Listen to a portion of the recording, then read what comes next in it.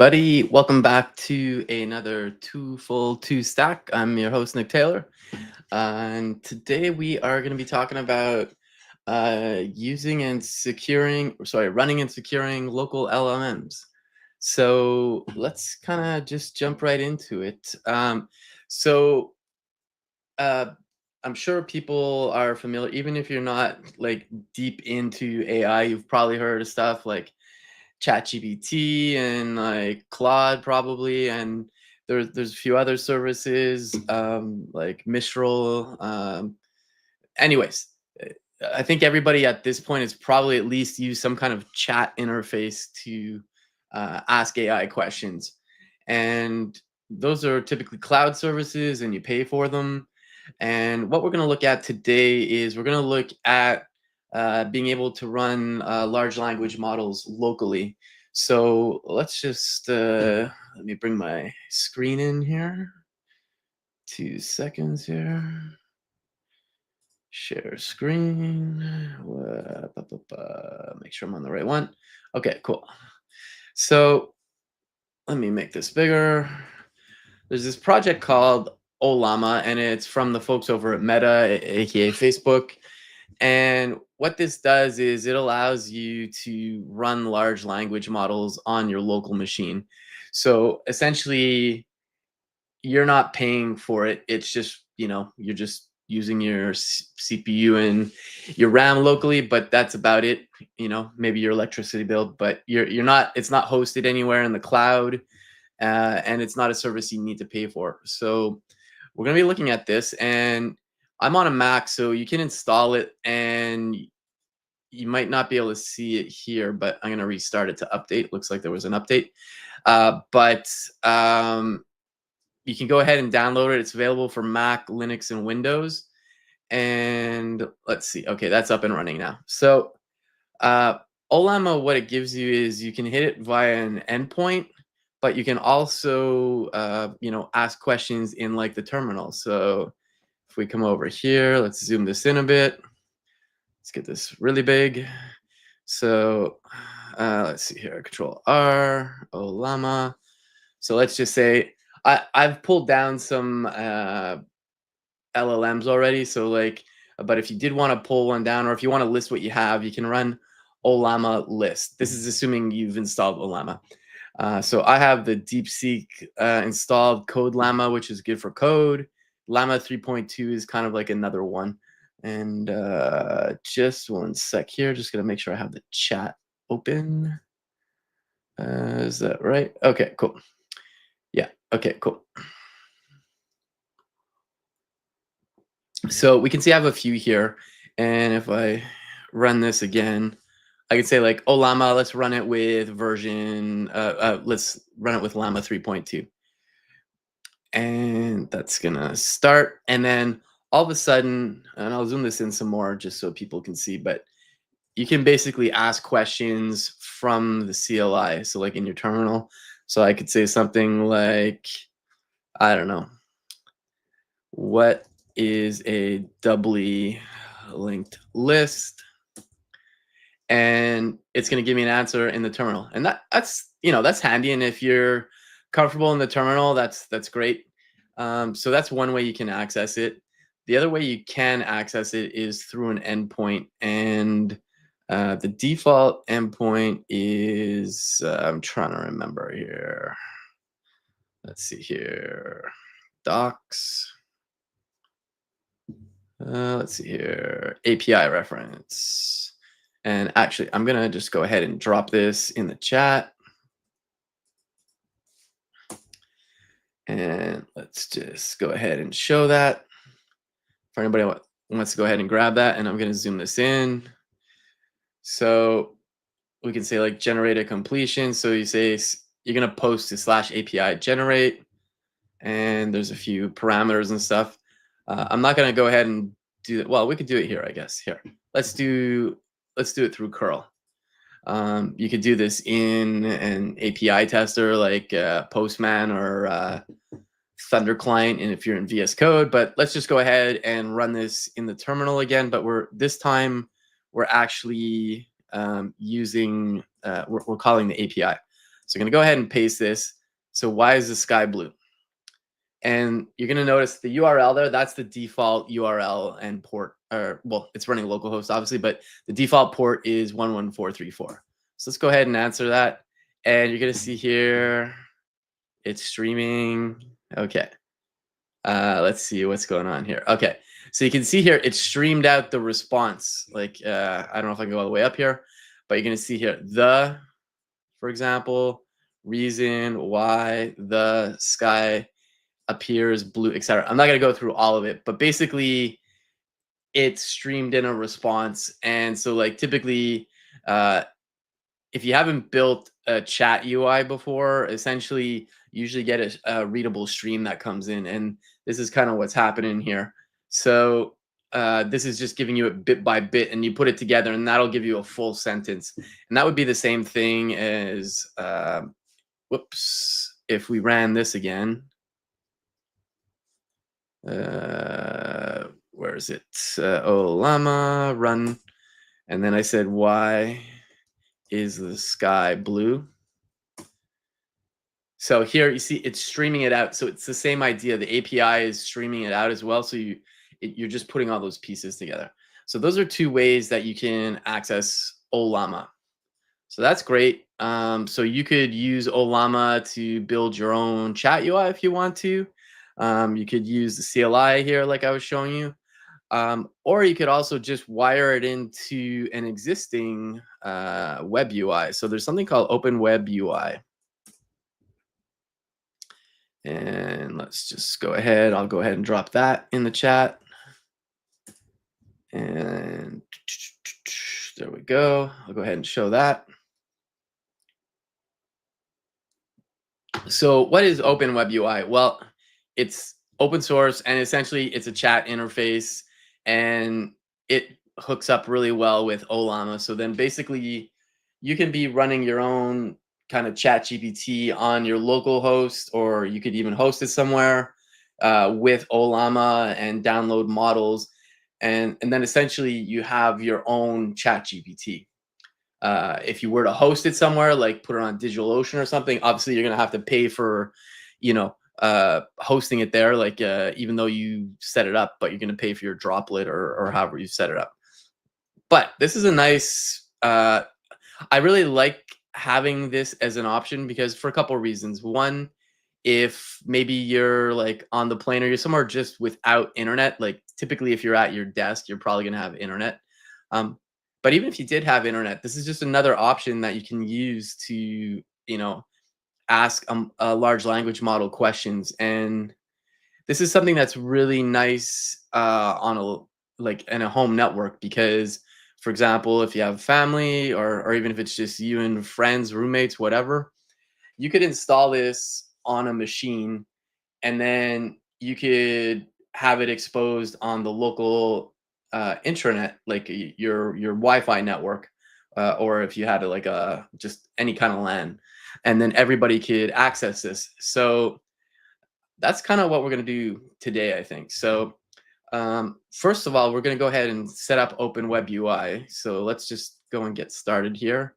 Now, there's many ways you can do this. I'm just going to go with setting it up with Docker. Let's see here, quick start. Yeah, so this is all we're gonna do. I'm just making this a minimal setup. There's other ways you can do it. Feel free to read through the docs, and I'll go ahead and pull these down just off the Jumbotron. So let's go ahead in here and let's clear. Let's go get it. I might already have it because I've done this before. Okay, no, maybe I clean things up to just do this demo. Okay, so it's pulling down the Docker images right now. While that's doing its thing, I'm going to go ahead and copy this. And this is going to run the container with the default settings. And it's also going to just set up like a volume where you can store data on your local or wherever it's hosted. So, okay, so that's done. Let's go ahead and clear that.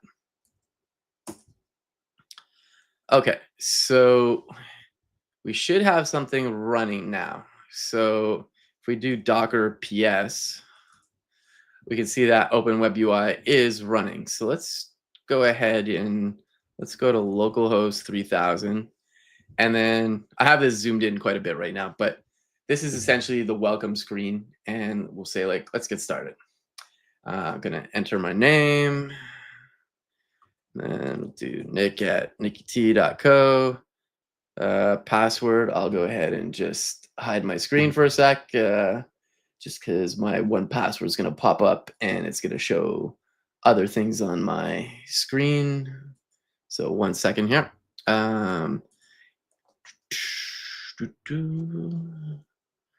Cool. Let's see here. Chat login. Okay, there we go. Autofill. Okay, cool. And let's bring back the screen.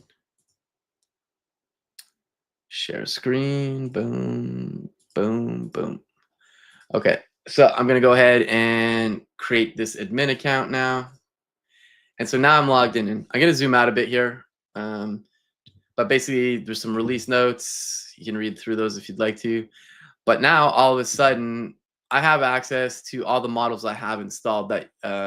So we see DeepSeek, CodeLlama, Phi, etc. And those are the same models if I run Ollama list here.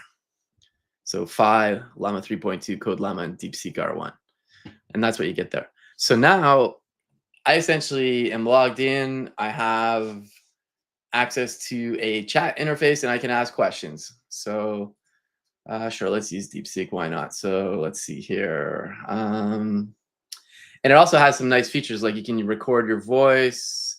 I'm not sure what the call is, but I haven't tried that yet. But anyways, let's ask a question. So let's see. Why is the deep ocean black? And again, just to reiterate, so this is all open source. So is Ollama, and so are the models that I've downloaded. So we basically have a full, chat AI solution running locally right now. This might take a bit longer. I don't know. It's on my local, but that's the other thing to take note of. This though is like, I think maybe the DeepSeek's a little bigger, but okay. So it's answering now. Okay, well, it's answering, and we could do new chats and stuff. You can give it a thumbs up, sure, whatever. Yeah, let's give it a 10. Why not? Okay. It's just pretty big right now because I have it zoomed in so people can see it. But all right, save. There we go. Okay, and we also have workspaces. I haven't used this, but I think this is maybe kind of like, I wonder if it's like Cloud workspaces.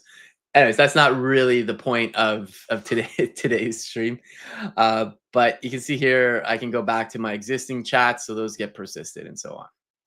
So that's great. So what we want to do now is we want to be able to secure this. So, well, there's a couple things like, so I work at a company called Pomerium. I'm a developer advocate over there, and I've been working in open source since pretty much like getting paid to work in open source since 2020. And when this new opportunity came across my, I don't want to say desk, but when I was approached about this role potentially, it is there is like an enterprise offering and there is paid offerings of it, but at its core, it is open source. So that's kind of what drew me to the role, and it's also an interesting solution.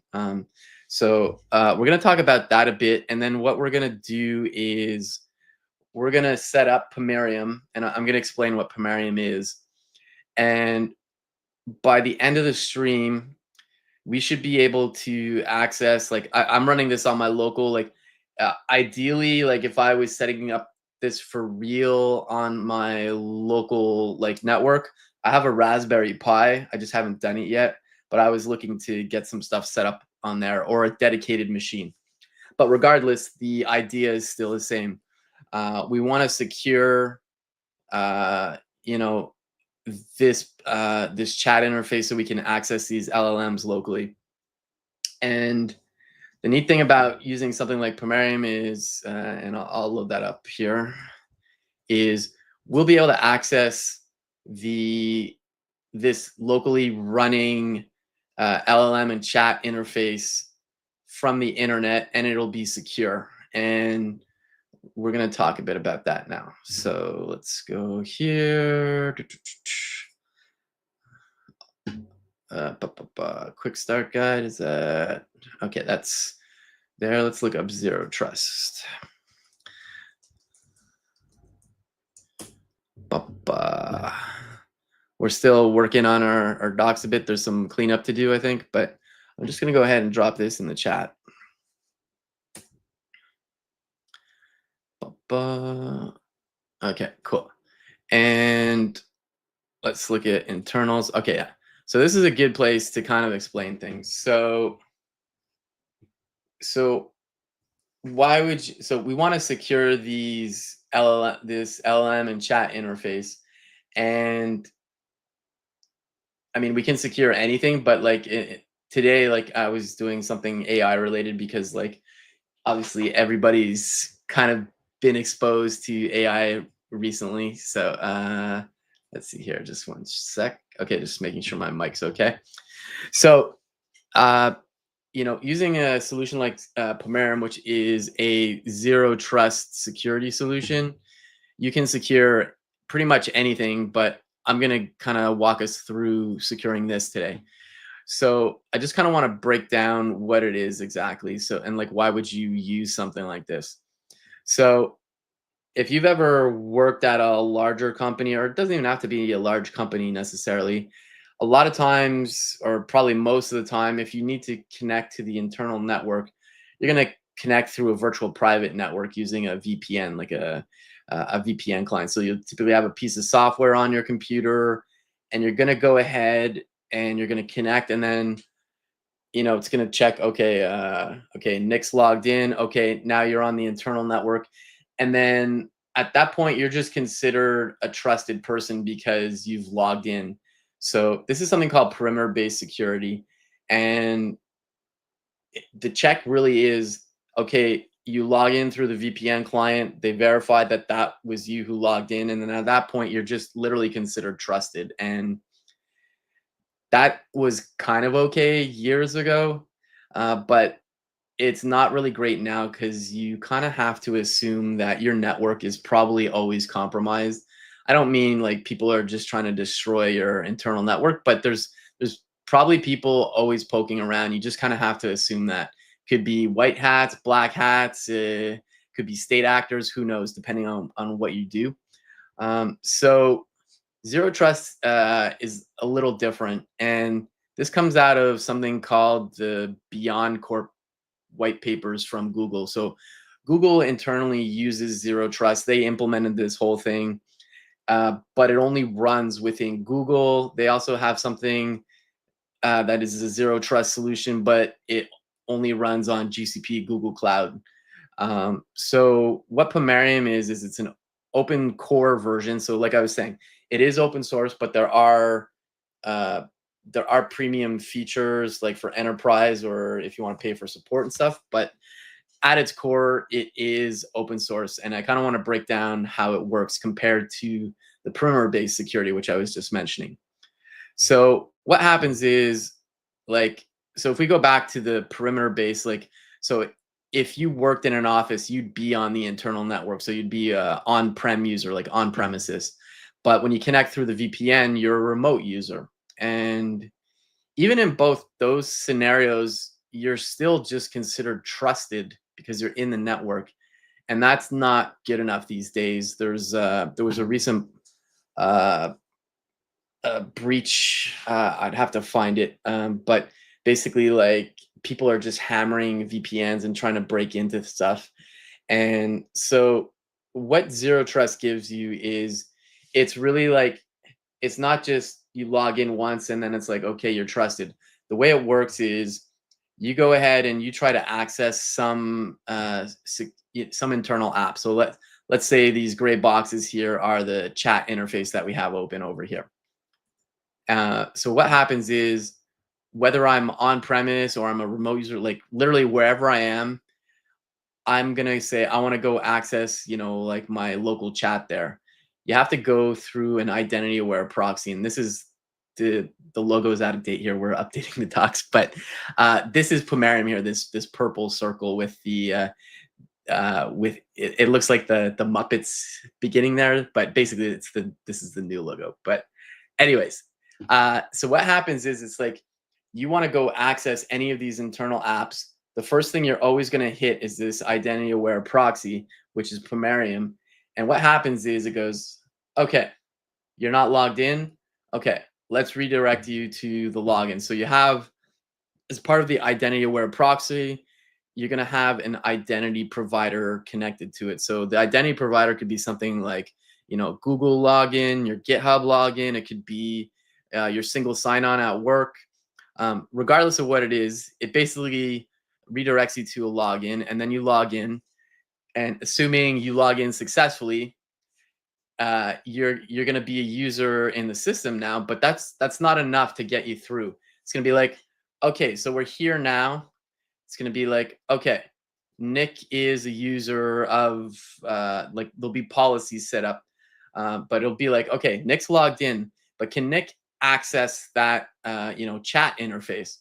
And so we might check stuff like, does Nick have the role that he's a chat user? If he isn't, then he's automatically rejected. There could be other things like, in this particular case, we'd probably allow people to use the chat interface anytime because it's on my local network.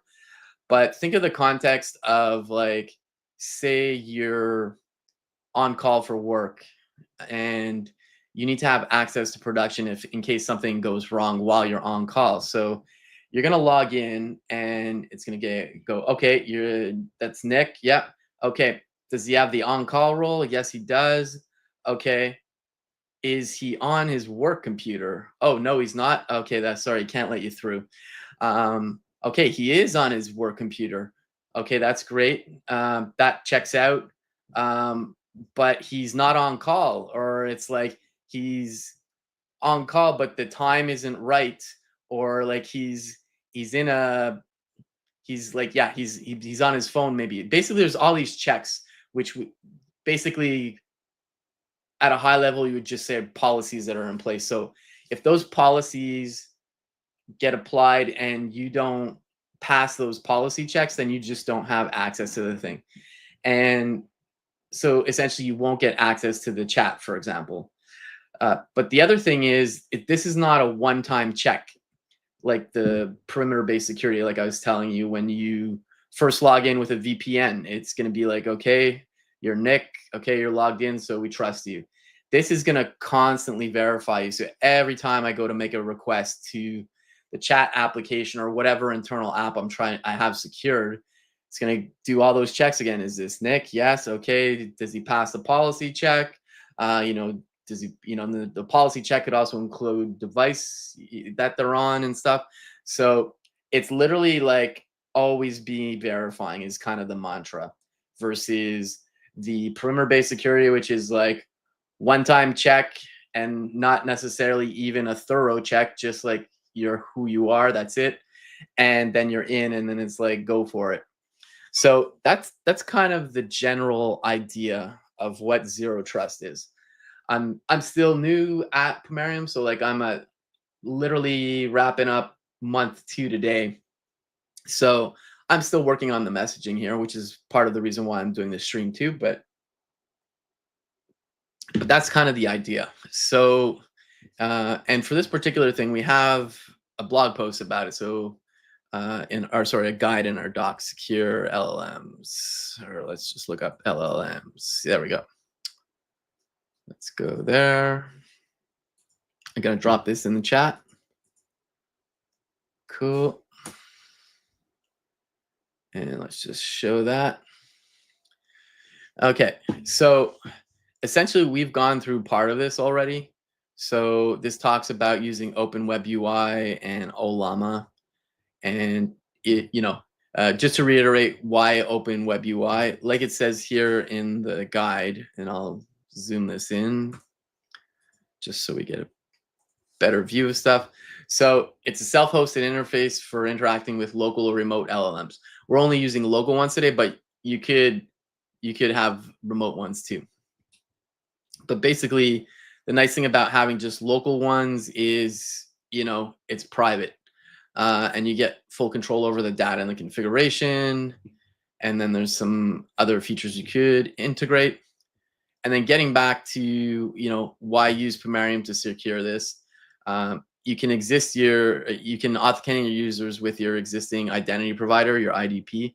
And this is something like, even if you don't completely understand everything about Pomerium yet, or you don't want to leverage everything about Pomerium, is by just putting Pomerium in front of your internal apps, you automatically improve your security posture, because you could have legacy applications, or like this app, for example, the OpenWebUI.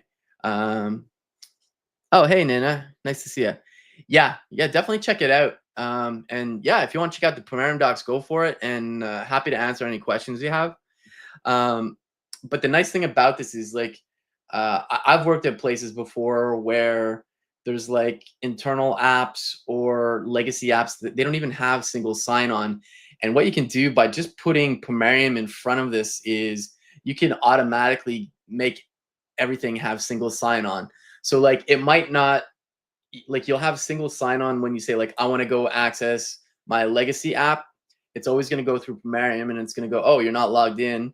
It's going to force you to go to your corporate single sign-on, and then you can access the app. And even though if the legacy app doesn't have single sign-on built into it itself, like maybe it just has regular auth and stuff, that's something you can migrate eventually. But even just putting Pomerium in front of it, you'll get that single sign-on. And then it could be annoying temporarily where it gives you access to the legacy app, and then you log in the old way in your legacy app, but it's the only way you can access that legacy app now. So part of the thing with putting Pomerium in front of stuff is all those internal apps, this is the only way you can access them. So you don't expose them any other way. Everything always goes through Pomerium. And again, like I was saying, it's an identity aware proxy. And I'll let me open up another window.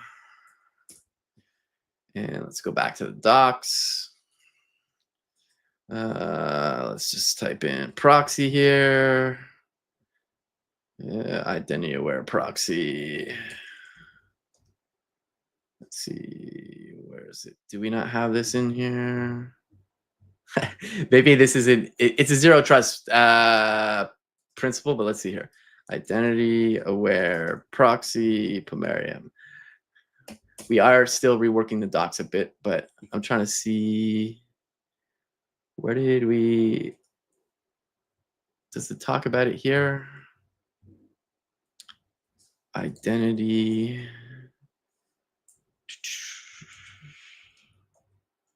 aware. Okay, yeah. Open source identity aware proxy. Yeah, okay. So I'll drop this here just to give the explainer, but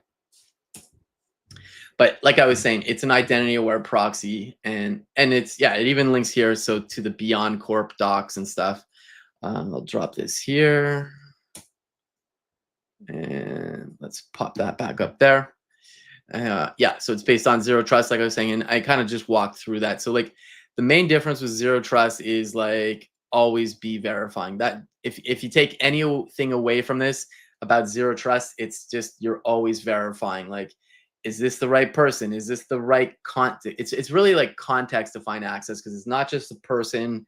It's like, are they on the right device? Is it the right time of day, depending on whatever the action is? Like, if you're on call, do they have the right roles? Like, there's all kinds of stuff. So it's not just role-based access, which in terms of differentiating between, like, what's like regular single sign-on with application logic, that you have the role-based access. Okay, so let's just go back to where we were. Yeah, so we're already running OpenWebUI in Docker, but now what we need to do is we need to configure Pomerium 0 to secure it. And just give me 1 second here. I was on a long flight yesterday. I took a red eye. It's a busy month for me. Just taking a Tylenol. Yeah, I've been pretty busy. I've been cooking. I was in Portland for a few days recording something, flew back last night, got back this morning at 7 a.m. my time. Slept on the plane, so I had a good sleep, but lots going on. I'm actually like speaking. We're talking about AI stuff today. I'm actually going to All Things Open AI in North Carolina on Sunday. So, if anybody in the chat is there, come say hey if you see me. Okay. So, like I said, we have OpenWebUI running. We have Ollama running. We're gonna go ahead and use Pomerium 0. This is an easy way to set things up, and I'm gonna explain what this is in a second. So let's open up a new tab. I should be logged in already. Yes, I am. Okay. So I'm just going to create a new cluster. Just manage clusters, add cluster. We'll call this CFE LLM demo. Okay, I'm going to go ahead and create that. Think of the cluster as just kind of like your workspace environment. There's this token here that is going to be available. Let me redo that so that you don't see that. In the next version of this is not going to be showing the token. So let me just finish this here. Actually, let me copy this. Let me add this to my notes. One sec. And let's pop this over here. And let me just paste the configuration. Oh, that's not even the right configuration. I want the Docker one. Okay, so let's copy that. Okay, it's got the token there, so I'm just gonna say finish, and I'm gonna rotate that token. So give me a second here. Let's see, rotate token. Okay, I'm gonna just hide my screen for a second. And we can take this down too. Okay, and if anybody's curious about the Beyond Corp docs, you can check this out. Cool. All right, so let me hide my screen for a second. Gonna rotate my token. Yes. Okay, there's my new one. Okay. And let me not make the mistake of showing my screen with the new token. Okay. There we go. All right, and then we're gonna have a token. Cool. All right, I'll explain this in a second here, but let's share the screen again. Okay.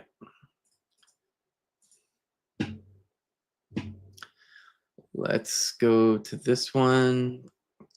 Let's go to routes, and let's go to the LLM demo. Okay, cool. Let me share my screen again.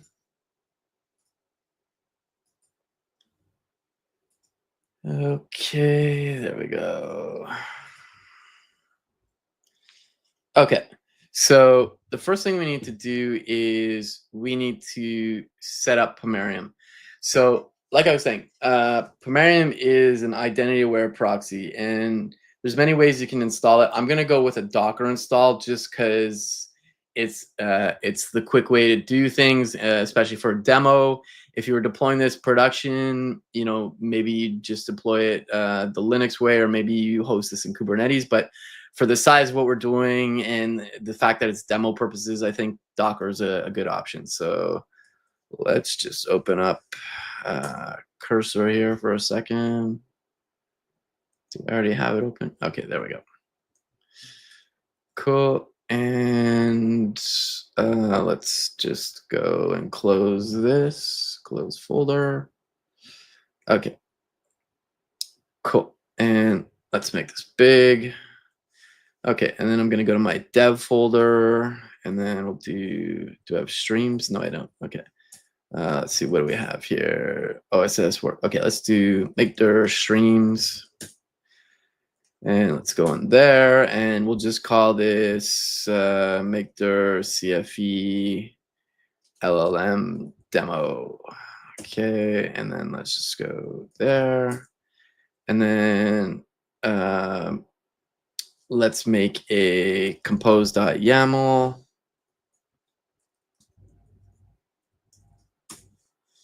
And then let's just we're going to open up that folder. So we got this compose.yaml. I'm going to go ahead and paste. No, that's not what I wanted to paste it. I got to rotate the token again. Not that I think anybody's going to hammer this, but it's just better to make sure that the token isn't being used. So let me go ahead and rotate that again. I'll just do that off screen so we can keep my screen up. Okay, and let's go back here. Let's manage clusters. Let's rotate token, confirm. Okay, I got my new token. Just give me a second here. Okay, now let's go ahead and copy what I actually wanted to copy. So essentially in the compose.yaml, I'm pasting in this is straight out of the Pomerium 0 docs. So we're basically loading up the Pomerium image. The latest version is 2.8. We do have a new version coming out in, I believe, end of March, early April. That's not confirmed yet, but there is a new version coming out soon, I'll say. So essentially what this is going to do is this is going to run Pomerium. And so the way Pomerium runs is, so like, if you're a web dev, this is not something you put on like Vercel or Netlify. This is really if you're managing your own infrastructure.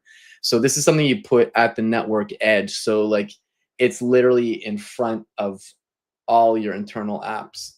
And so basically this is going to run in front and it's going to proxy all the requests. So if I say go to, like my chat interface, it's always going to go through Pomerium first. That's at your network's edge in your infrastructure, and then it will go into the internal app.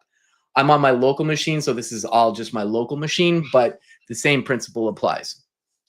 And some things to explain too. So if we, I'm going to go ahead and put in the actual token because I do need that. So let me take this off the screen for a sec. And let's zoom that out since nobody needs to see that right now. I just wanted to show the compose.yaml because that'll get that up and running.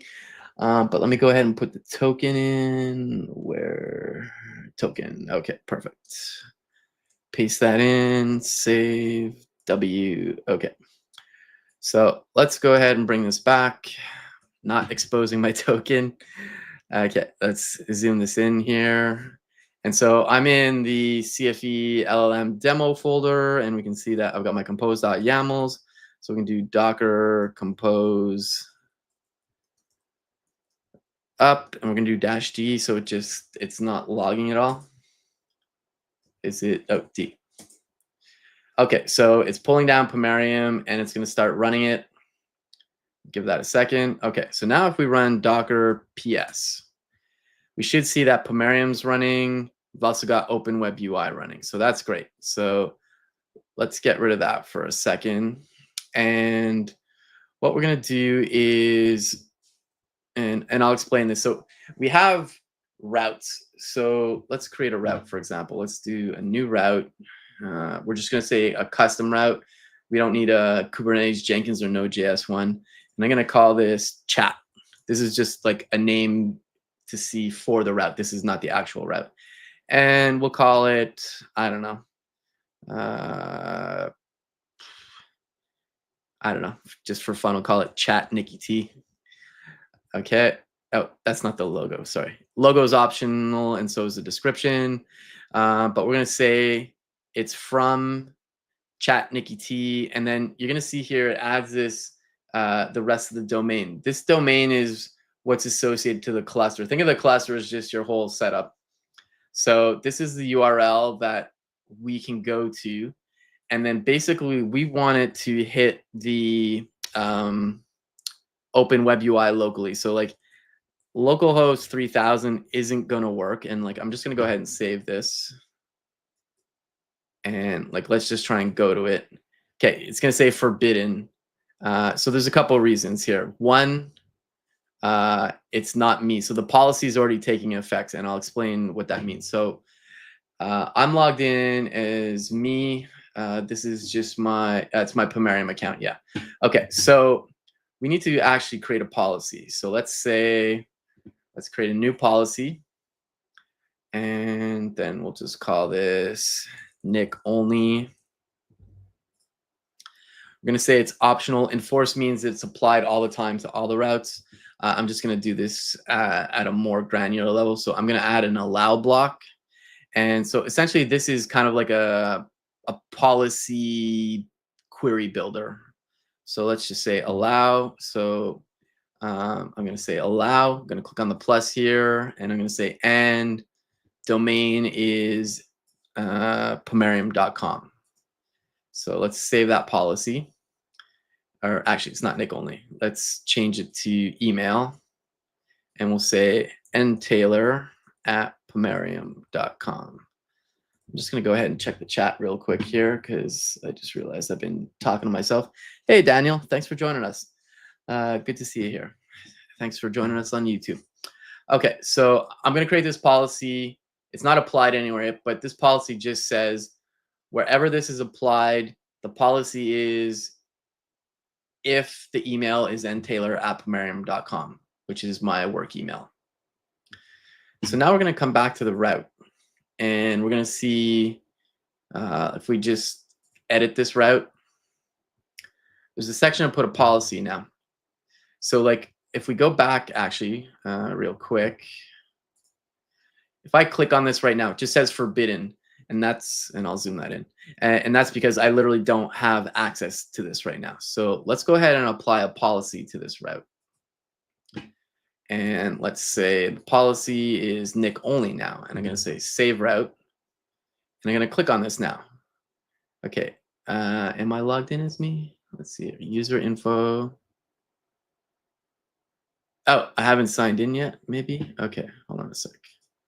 User, hold on a sec. Let me log out. I might have been logged in as somebody else. Okay, let's go ahead and let's log in with my work email.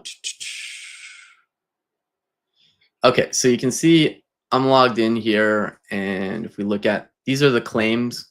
So this is what you'd see in the JOT, the GWT. So you can see I'm ntaylor@pomerium.com. So let's go back to pomerium.com. I'm already logged in. Okay, so let's come here. Let's just make sure I did the policy right. It is a demo, so maybe something goes wrong. Email is ntaylor@pomerium.com. That's good. Okay, no, that's right. Okay, we need to add. Oh, wait, I think we need to edit some things here. Edit. We need to general advanced. No. Where is it? No. Oh, I'm in the policy. Sorry, I meant to go to the route. So let's edit the route.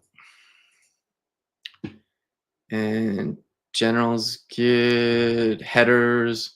We want to pass the identity headers. So let's save the route. So the identity headers are going to add those claims, which are me. This should work now. It's still not going to work, but what I mean is it should say I'm not forbidden. Okay, so this is good. So I'm authenticated now.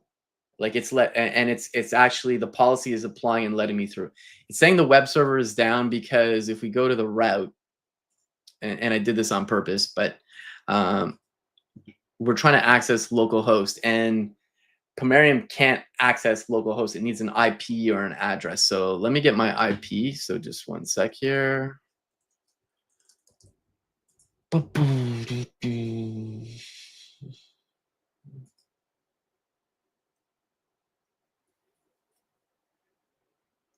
Okay, why is that taking so long?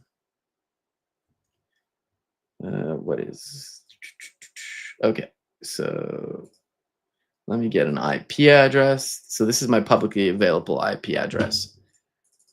That should be it. And we want port 3000. Is that right? I think we might want the internal. Actually, I think we want the internal one. But let's try this. Yeah. Okay. Yeah, we do need the internal one. So I need my IP from my internal network. So let me get that. I know there is a command to get the IP address. I always just forget what it is. And why can't I copy this? There we go. IP address. Okay. And let's go ahead and paste that in there. Okay. Save route. Okay. Actually, let's test to make sure that I can access it through the IP. So let's go here.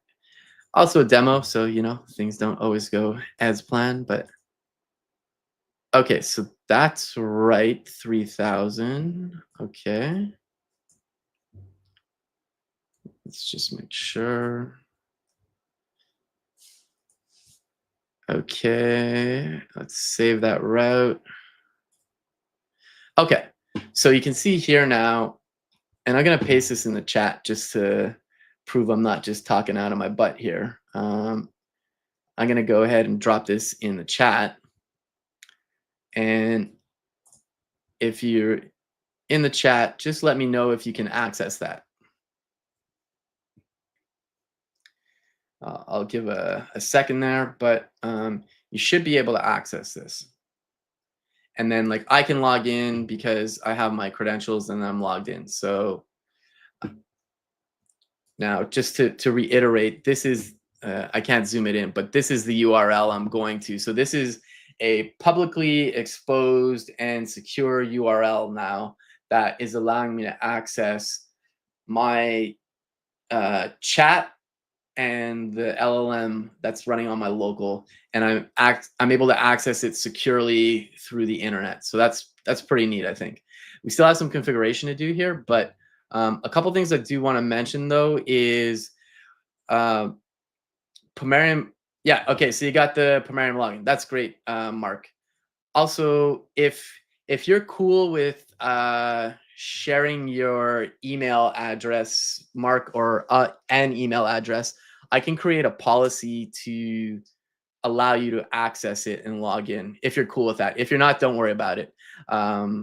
But anyways, so this is great. So again, just to reiterate, we've configured Pomerium. We're using Pomerium 0. I'll explain what that is versus Pomerium without 0. But basically, we've secured this locally running app. So assume it's internal network app that has been secured and publicly available through the internet, as long as you are able to log in and you pass all the context defined access, based on the policies defined.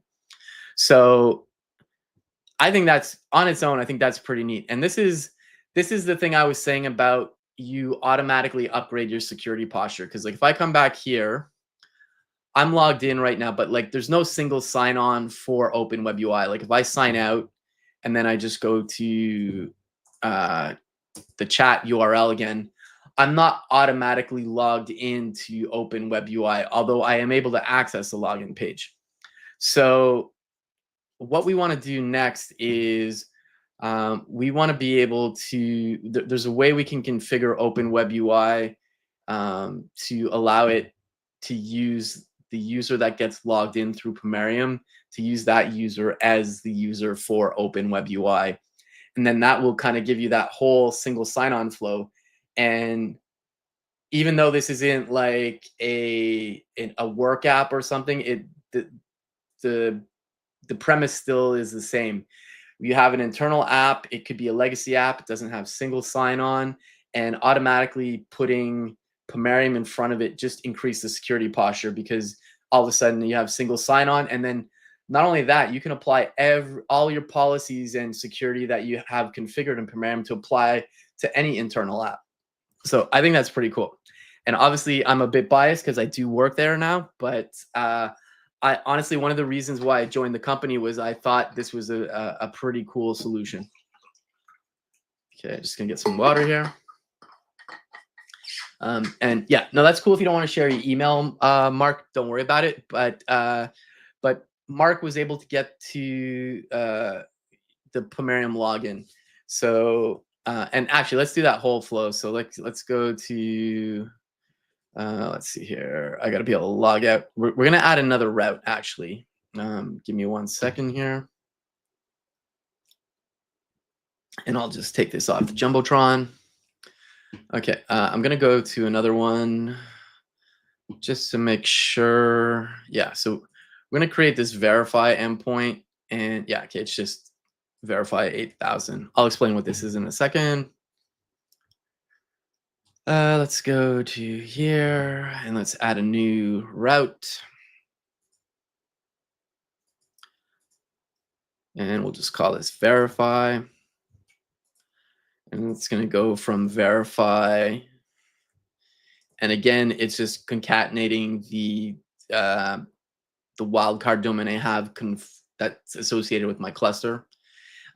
You can also use a custom domain. Like you don't have to have these Pomerium ones. I'm just using this because it's a demo, but there is a whole section where you could configure your own domain. And we're going to say go to verify 8,000, and we're going to save that. We're going to add a policy to it too in a second, but essentially verify 8,000 is something that comes with the Docker Compose file. And it's just going to be a service that shows you what your credentials are. And out of the box, we're just using the built-in identity provider, which is Pomerium, which is why Mark in chat got the Pomerium login. But you could configure this for other identity providers like Google, GitHub, etc., your work one. So let's go ahead and save this route. And we're going to go create another policy. And let's create a new policy here. And we'll just call this any authenticated user. And we're going to add, we don't even need to add an allow box. We're block. We're going to say any authenticated user. And I'm going to go ahead and save the policy. And then we're going to go back to the routes. We're going to edit the verify route. And we're going to add that policy, any authenticated user. And let's save that. And actually forgot to add headers. We want to make sure that we're passing the identity headers. And the identity headers are what are in the JOT, the JWT. So if we go to verify now, okay, I'm going to zoom in here. And so this is just a page where you can see some user information, and it verifies that your identity was found and it's been verified. So you can see here the claims I have in my JOT are ntaylor@pomerium.com. It was issued by the verify service, and there's a few other things in here, but we can definitely see that this is me now. And so like if anybody wants to go ahead and head to this URL, I'll just drop it there. You do have to sign up to Pomerium, so if you don't want to, that's cool. Don't worry about it. But basically, if you sign up and log in, you should be able to hit this page. And then if you do happen to sign up, let me know. I can change the policy for the local chat so that anybody in the chat who wants to share their email can actually access the chat that's running on my local host. But again, you don't have to if you don't want to. I just thought it'd be cool to show somebody else being able to get in. But cool. I'm gonna go ahead and hide that. Okay, so just wanted to explain a couple other things here. So we have two routes defined now. We have the verify route, which just shows you information about the user that's logged in for any authenticated user. And then we have this chat route. And again, right now, it's only allowing, the policy is only if your email is ntaylor@pomerium.com, which is me. So, and I can access this if I click on it. And I logged out before, so I'm going to log back in, and I'm back here. And also, I'll ask a question because like I just want to show that we're accessing this through a public URL, and then I'm actually hitting stuff on my local host to ask a question and stuff. So I just picked one of the stock questions or prompts, I should say. So DeepSeek's going to answer. DeepSeek seems to be the one that runs the slowest for me on my local, but Ollama 3.2 and CodeLlama are pretty good. Anyways, this will answer in a second. I probably should have used the other one, but anyways, we'll let that go. But while that's going on, I want to come back and talk about how this works. So the first thing is, like, if you're hosting this on AWS or like DigitalOcean or wherever, you know, you have to be able to access port 443 because that's what Pomerium runs on. So on my local internet, I've opened up port 443 so that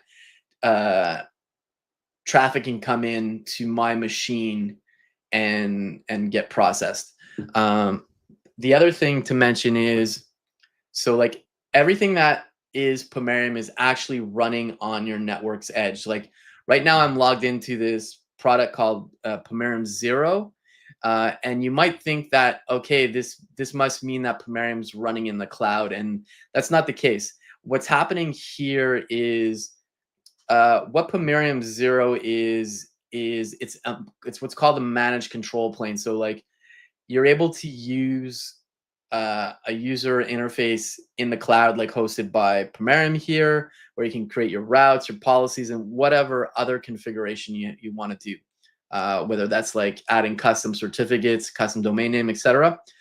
But once you make these changes, what happens is Pomerium actually applies all those changes and they get cached on your network's edge. So like think of this as just as a tool to configure it, but all that configuration actually ends up on your network's edge. And this is important because like you might be asking yourself, like, if everything's going through Pomerium, like doesn't that make it super slow? And the answer is no. And you know, there is a little hit of latency, but it's like honestly like negligible.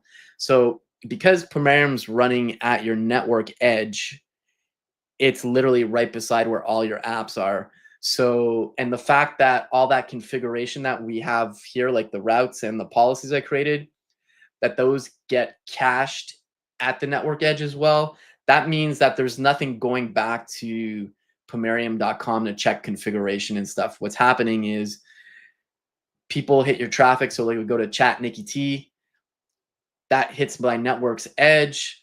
The network edge goes, okay, are you logged in? Yes or no? That will redirect you to an identity provider. The identity provider might not be in part of your internal network. That could be like a Google or GitHub. So that is somewhere else. But regardless, you do your login. But then after that, all your policy checks and your routes, that's all running on your network edge. So the policy gets checked there. And anytime you change a policy, it's going to apply it and cache it immediately on your network's edge. And that's why it's able to run fast, because it's literally go to some URL, hit your network's edge, Pomerium's there. Oops, dismiss. Not sure what I had blocked. Oh, I think that's my lunch. And so it hits the network edge. Assuming you're logged in at this point, then it checks the policies. The policy checks are all like local in the sense that it's literally right at your network's edge, so that check is super fast. And then if you're allowed in, you go to your internal app, which is in the same network. So that's why it's fast. So that's kind of that in a nutshell. And I don't know if this ever answered or not. Not there. Okay. Maybe something died with my DeepSeek, but anyways. Okay, so let's go back. I'm going to close a few things here. Let's close this. So again, we're able to access it. If I go here and then I hit the interface and boom, we're in business. Let's try. I'm just curious. Let's try. Let's do CodeLlama latest. Give me ideas. Sure. I feel like that one's going to answer quicker, but anyways, or maybe I broke something. But regardless, we don't really care about this part right now. What we want to do is we want to finish securing this. So if we come back to the self-hosting docs for securing an LLM, I'm going to drop that in the chat again. Let's go ahead and show that. Cool. So we did everything there, and if I'm just curious if anybody's if it's unclear to people what zero is, and if it's you know and that that it's not clear that it's not running in the cloud once you've configured things, let me know. But I think I explained that clearly. If you're not using something, if you're not using Premium Zero, you can still do all that config. It's just you would be doing that in a YAML file instead. So, which you can totally do. Like, and the complete open source offering is that's how you do it. But Zero is like a really great way to get up and running really quick. And this is great for, it's not just great for hobbyists. Like as an individual, you can just go ahead and set up your own internal network and secure it this way.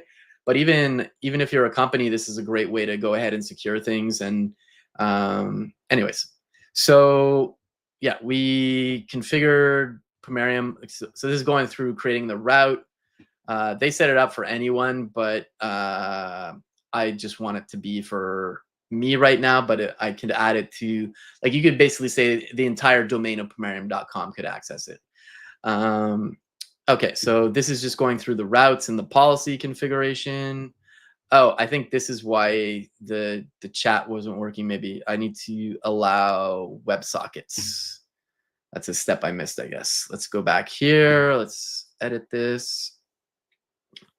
Where is that? Allow WebSockets. Save route. Cool. All right. Helps to read the docs. So, okay, we've configured that. And we already did this. We passed the identity headers. And this is so you can get those claims that we saw at verify. Actually, let me go to the route again, because I've had a few demos here. So routes, if we go to the verify, that's just, this is the header here it's looking for. Okay, let's get back to the docs here. So like I was saying, you increase your security posture for, like, say, legacy apps or any apps you have. But there's this disconnect right now. Like, there's the single sign-on that happens through the identity provider and the identity-aware proxy, which is Pomerium, but your internal app might not have single sign-on enabled. So that's something you can configure or, like, migrate to after. So, like, it just knows when those claims come in to, basically take the claims from the single sign-on that happens through the identity provider that's wired up to Pomerium. But in the case of a OpenWebUI, you can actually use some claims. So what we need to do here is we basically want to create a JWT claims header. We're just going to call it x-pomerium-claim-email, and the value is going to be an email.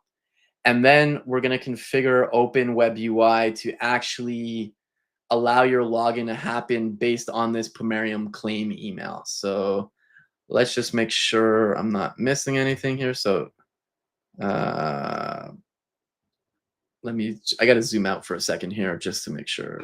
I just want to make sure I didn't miss anything. X-Pomerium. Okay. Yeah, so yeah, exactly. So we want to pass the identity headers to the upstream app, which is OpenWebUI in this case, letting it personalize the experience without a separate login. That's definitely what we want to get rid of. We want to avoid that double login, even though you're secured into the second login. All right, there. Okay, so is this in, where is this? Like in settings. Okay, yeah, claims map. Okay, so we're gonna call it this. Let me just go ahead and use capture text OCR. If you haven't used CleanShot, I think it's only for Mac. It's really good at copying text. So let's go to settings. And where was it? Headers, pass identity headers. We want to enable that. And we want to add this new claim. And the value is going to be the email. Let's just double check. All right. there. Okay, that looks good. Okay, let's go ahead and save that. Add property. Let's save settings. And then, okay, let's continue on here. And so now we just need to change how we run OpenWebUI. We need to pass in WebUI auth false. So this is a setting of, this isn't a Pomerium specific thing. This is something specific to OpenWebUI. So we can say, allow us to trust who the person is by receiving this claim, which is the x-claims-Pomerium email, this guy here. Cool, and I'll zoom that back in. So we've got all that. So we need to basically add these two things here. And WebUI URL, okay. So let's go and go back to here.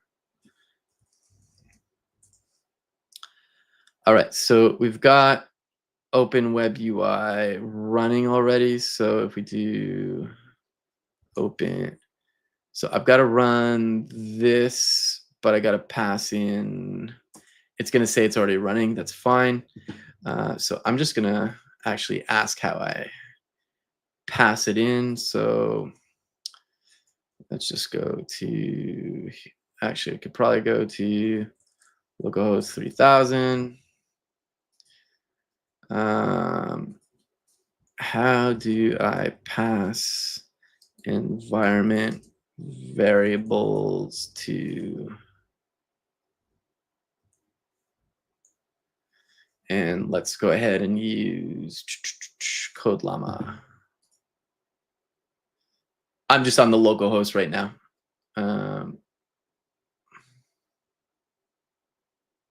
Yeah, I could do a .env, or let me zoom this out for a second, because the way my CEO set this up, it's different. He has OpenWebUI directly there, so I'm just doing it a different way because I use the Docker setup. Give me 1 second here.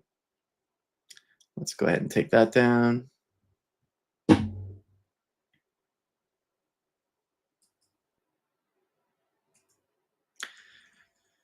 Where did that answer go?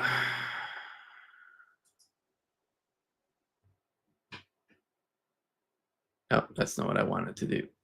Did I just close? Oh, it's down here. Yeah. Okay, Docker run. This will set the, okay, so we could pass the --env file. Okay, we could do that. Env bar to load, or we could do this. Okay, path to file. Okay, so let's try that. Okay, so let's go back to cursor, and let's just do cursor.env, or let's actually touch.env. ls, we got, why did it not, oh, because it's invisible. Yeah, okay, so let's do cursor.env.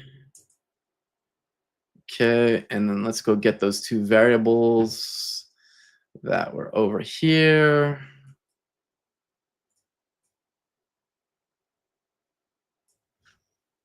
And just come back here. And this should just be, I think that should be okay. Looks good. False. Okay.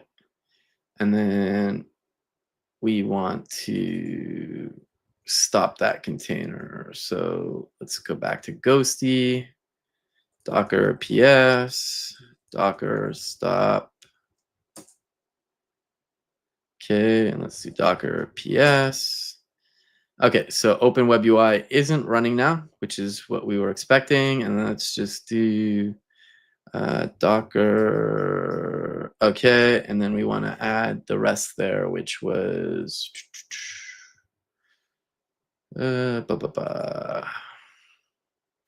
yeah, there.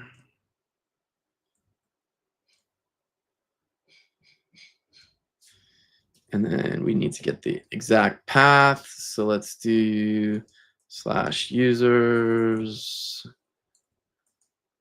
And then we can do dev streams cfe .env. Okay, let's see if that works.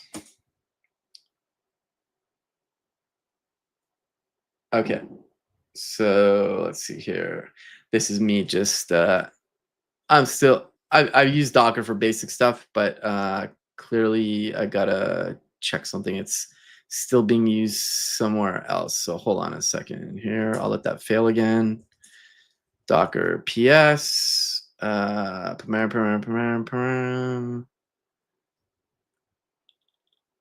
okay, I know I have to delete it. The container name OpenWeb is used by container blah blah blah. You have to remove or rename that container. I'm just gonna go add this to chat because this is what I would do in real life. So I restarted it, but get this error. I know, I just don't know the syntax to delete it.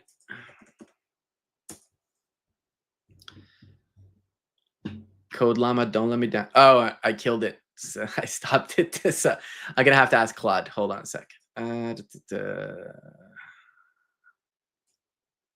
Okay, let's copy this. Let's go to Claude. Get this error. I basically just need the command to say, how do I kill it? So yeah, okay. I knew it was RM. I didn't know if I had to use the container ID. And then it's saying force it as well, maybe. Okay, no container, that's fine. I think we're good now. Failed OCI runtime failed to create. Unable to start container process to file not found. Okay, that's better than. Okay,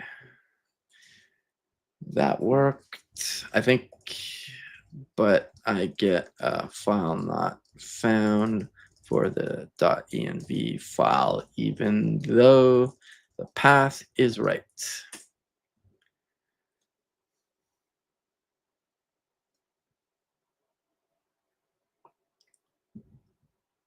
Okay, so not your, yeah, it's not the host. Yeah, so I've got to map it, I think.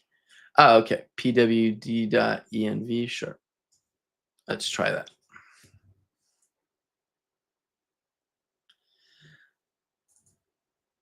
Well, that isn't really right. And then mount the environment file. Okay, I just need to change it there. Okay, let's copy that. Okay, let's try this now. Clear. Just because it's got to map it internally to conflict. Okay, yeah, now we got to do the Docker RM. This is not Pomerium stuff at this point. This is just me, okay, struggling with Docker. Okay, let's go ahead and run that. Okay, so now it's running. OpenWebUI is back. Okay, now let's see if this all works now. So we've set the Pomerium claim email. We've got our routes still. So if we go to the verify, we still got email. That's good. Let's try this. Okay, you don't have permissions to access the resource. Please contact your administrator. Okay, maybe I skipped something. Let's see here. Let's check. Name OpenWebUI. I'm just gonna make sure that this should be fine for The .env is this format in the .env file, correct? I'm not never actually sure when you need quotes and when you don't, because I remember when I worked at Dev 2, we had strings that didn't have quotes, and sometimes we did. So I'm just seeing what it's going to tell me. Yes, the format is correct. Okay. There are no spaces. This format should work properly. Okay. So that should be good. Oh, maybe it's the backend data folder. I'll delete that. Let's see here. /app backend data. No, that all looks good. Okay, yeah, that's already running. That I get. Let's go to, if I go to localhost 3000 now, this should fail. Yeah, that is normal because I can't log in the normal way anymore. And let's just try this way again. Let's go here. Okay, so we're still accessing it. I think I just have misconfigured something in OpenWebUI maybe. Oh, I need the WebUI URL maybe. Let's try that. That's not the URL. We want this URL, which is here.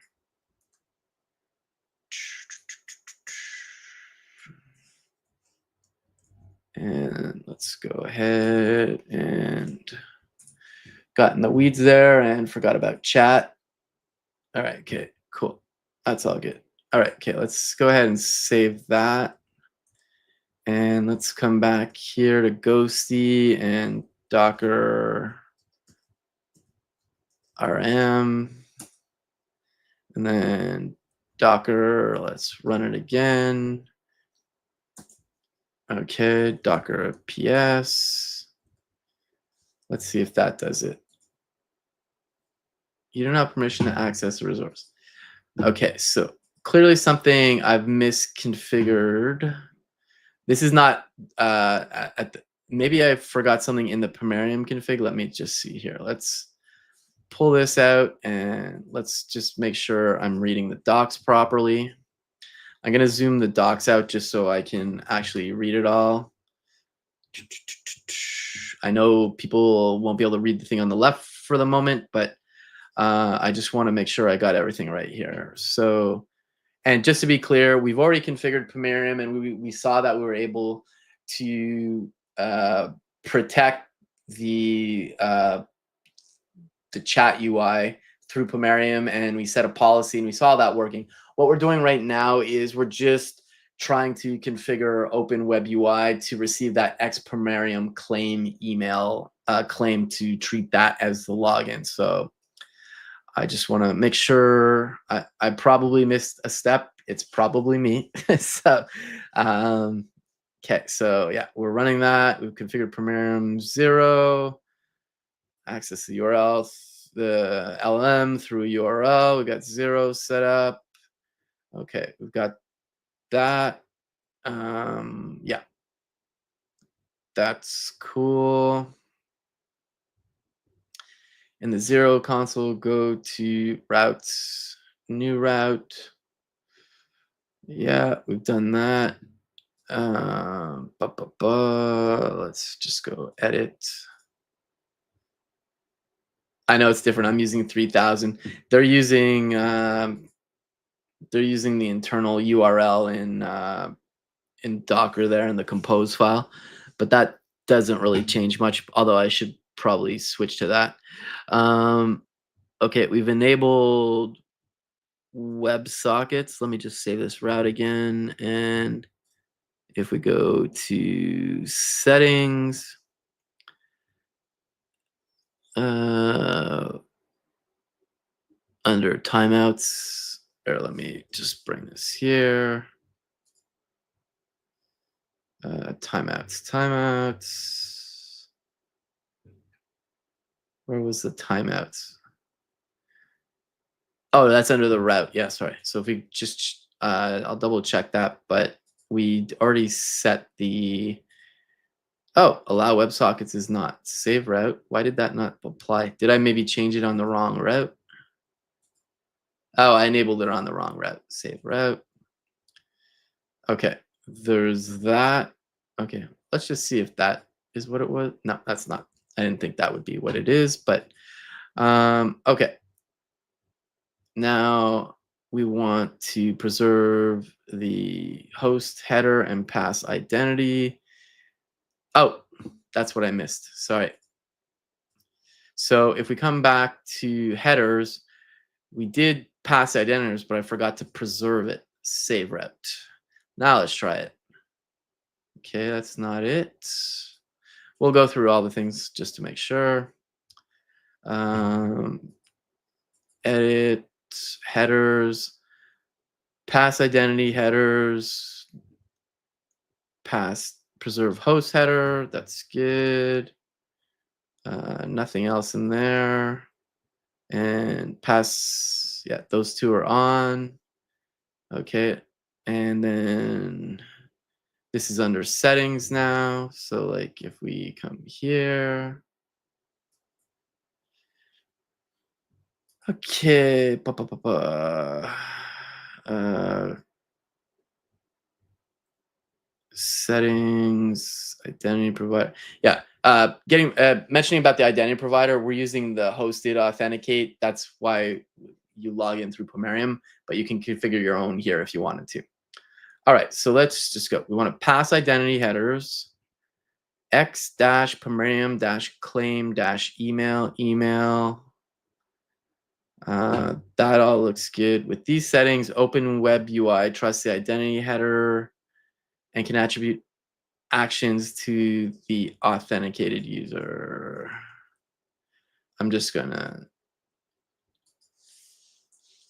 save that again. Okay, that's all good. Okay, and then I guess I could, let's see here. Web UI. Oh, maybe do I need to specify the Ollama host? No, I don't think so. Backend data. Okay, run and access. Test the LLM.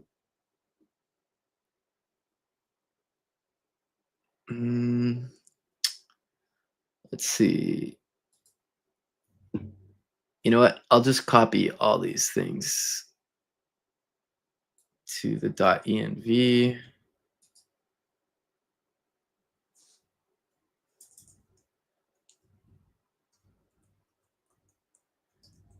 Actually, we just need those.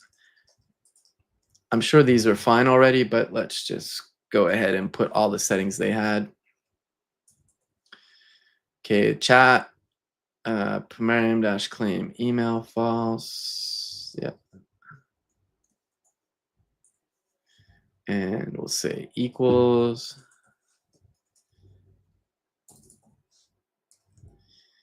And if this doesn't work, I'm not too stressed out about it. We've already shown that you can secure it with Pomerium. I'm just generally curious why that wasn't kicking in. So then we're gonna, okay, yeah, I think that should be it. So let's go ahead and do Docker RM, Docker, not Fokker. Although that's funny movie, Meet the Fockers, but Docker PS. We got Pomerium. Okay, that's all good. And then let's just do our Docker again. So we've got the backend data. We've got my .env is pointing to app.env. And the name is OpenWebUI GRC. Okay, that all looks good. I'm just gonna ask Claude again one question. Is this right? I get to the Open Web UI interface, but it says I do not have access. I have a feeling the .env might not be being passed. Let's just see here.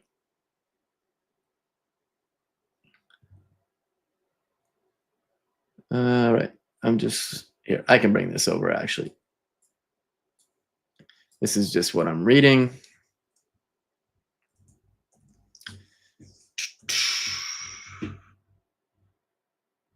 All right, try mounting the backend directory. Let's try a few approaches. Backend data. Use the direct environment variables. Okay, I see. Yeah, let's do it that way. Because I have a feeling it's just something silly. Actually, let's just go ahead and just copy this. Okay, clear Docker PS. Okay, let's run this. Okay, it's running. All right, we got OpenWebUI running. Fingers crossed now. Let's just close this. Let's come back here. Let's go to the route. Son of a. Okay, I'm not sure why it's not getting it. And I'm not sure if we can see here. I'm going to check the logs. Hold on a sec. Routes, policies, so reports, traffic, status, deployments, settings 4 minutes ago. That's checks out. Let's see here. What else could it be? Give me 1 sec. Gonna check my Slack. Okay, nothing there. All right, cool. Trying to think what else it could be. Edit. I still need the policy, but let's just see. Oh, I wonder if it's the policy maybe. Let's see, because like I initially set that up for my email only. So maybe I missed something about the policy. Let's just see. Okay, create a policy. Name it LLM access. Add an allow condition. Domain equals. Okay, so it's just saying anybody from Primarium.com. That looks good. WebSockets is enabled. All right, so the policy. Yeah, okay. That shouldn't change anything. I'll change it to go with what's in the tutorial, but I'm pretty sure that's not going to change anything. Let's go to policies and let's go create a new policy.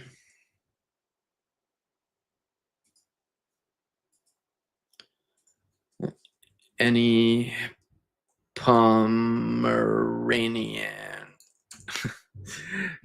No, we are not dogs. Okay. Let's just do this. And domain is primarium.com. Save that policy.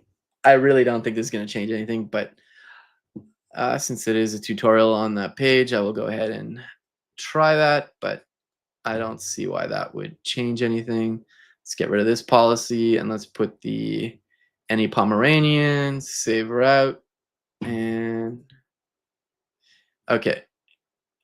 There's something else that's going on, so I'm not sure what, but I'll figure that out. But we've been going for like an hour and a half, but I just want to recap. So this part here isn't. It doesn't appear to be a Pomerium issue. I think for some reason I don't think it's picking up my config for OpenWebUI that made the changes to allow that claim email. But let's just kind of cover what we did. So we went through. I showed you what Ollama was. You can download that. You can run that on your local machine. You can use it in the terminal. You can also access it via API. And then we looked at OpenWebUI, which is an open source chat interface that you can wire up to models via Ollama, or you could use remote ones too. We only went with local models. And then we set up Pomerium. So Pomerium is a zero trust security uh, offering, and the core of it is an identity aware proxy. So basically everything goes through Pomerium to access your internal apps, and that identity aware proxy is connected to an identity provider. So like if you need to log in, whether that's through GitHub, Google, or your own works identity provider, and you can also configure routes and policies like we saw. So we access the internal chat by going to chatnickety.unitedbluebird5125.pomerium app. We set some policies. So I initially set it to only allow me to access it. I made it a little more broad at the end by allowing anybody with a pomerium.com email. And then basically Pomerium sits at your network's edge. So we were using Pomerium 0, which is a way to configure your what's called the control plane. And basically when you make your changes there, those policies get applied and cached at the network edge where Pomerium is running. So that's why it's fast. Nothing is ever running in the cloud aside from the site to do your configuration. But it, like I said, it gets cached at your network's edge. And then when things try to access your internal apps, it always goes through Pomerium. And as long as you're logged in and you have the right context, you can access the thing you're trying to access. And that's pretty much it. I'm pretty sure this last bit here where I was trying to just get rid of the login in OpenWebUI is just, it's demo time, and things go wrong sometimes, but we still secured it with Pomerium. So anyways, I hope you found that interesting. I'm basically configuring my local network with Pomerium, partially because I work there to dog food it, but also it actually is a really good solution. So hope you found that helpful, and thanks again for hanging. Next month, because we do these every month, we've been doing a couple episodes on TanStack Start. I think we're going to continue on TanStack Start. There's been a lot of demand, and like people were pretty engaged with it. I'm going to see if I can get somebody from the team on. Tanner's been in the chat pretty much every time we've done it. Who knows? Maybe I could get Tanner to hang with me. If folks find that interesting, I can reach out to him. And yeah, that's probably what we'll be looking at next month. So it'll probably be like April, mid-April when we do the next one. So anyways, thanks everybody for hanging, and we'll see you in the next one.